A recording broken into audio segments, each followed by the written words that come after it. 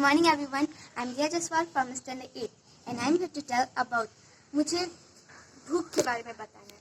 तो क्या आप जानते हैं भूख सिर्फ क्या खाने के लिए होती है?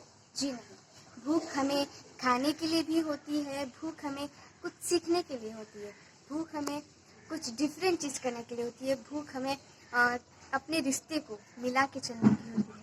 और ये भूख कैसी होती है, इस भूख को कैसे हम अपने अंदर रीजनरेट करें। और एक समय की बात है, जब मेरा एग्ज़ाम आने वाला था तो मैं उसके लिए एकदम कड़ी मेहनत कर रही थी, रात रात तक जग कर पढ़ती थी।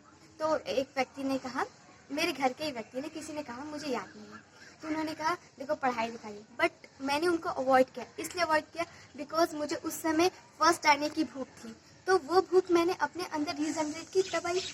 और कुछ एग्जाम्पल्स मैं बताती हूँ, जैसे हो गई पूर्णिमा सिंह, और वो पूर्णिमा सिंह इस समय 90 ईयर्स की हैं और वो वेस्टेज से जुड़ी हैं, और वो वेस्टेज से जुड़े होने के बावजूद वो वेस्टेज से जुड़ी हैं और उन्हें 90 लाख का कार मिला। ये किस वजह से हुआ?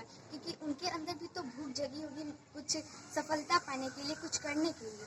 तो ये भूख कैसे होगी? जैसे मान लीजिए कि आपको भूख है कुछ डिफरेंट दिखने की। जस्ट लाइक मैं एक एग्जांपल देती हूँ, हमारे स्कूल के प्रिंसिपल हैं, वो सब टीचर से अलग क्यों हैं? क्योंकि उन्होंने अपने अंदर भूख जगाई है सबसे डिफरेंट दिखने की, क्योंकि उनकी थिंकिंग, उनका बॉडी लैंग्वेज, उनका tone is very good and we are appreciate from his body language and we are give this to him because he is the best, he is different from all because he is, क्योंकि उन्होंने अपनी भूख सबसे अलग बनाई है, उन्होंने अपनी भूख सबसे अलग दिखने की बनाई है, इसलिए वो आज इस पोस्ट पर है।